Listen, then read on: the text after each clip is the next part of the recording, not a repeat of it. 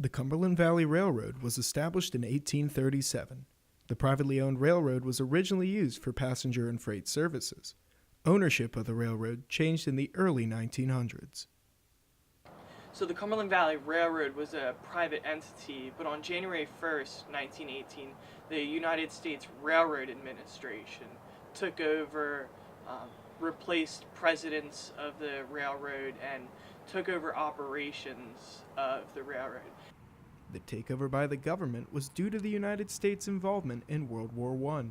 Trench warfare required a steady flow of supplies to be shipped off to the war effort. A unified railroad system meant that supplies could reach the East Coast for quicker shipping. Instead of having smaller, local entities that are all kind of disconnected, you have one connected nation railroad.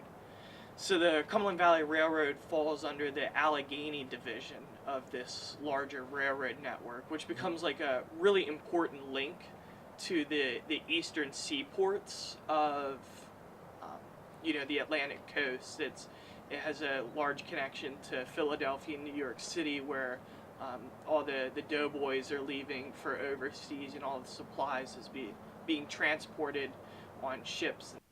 After World War I, the railroad's control was given back to the owners. However, changes were still in store for the railroad. They released control back to the different railroad operations, but the Cumberland Valley Railroad gets bought by the Pennsylvania Railroad.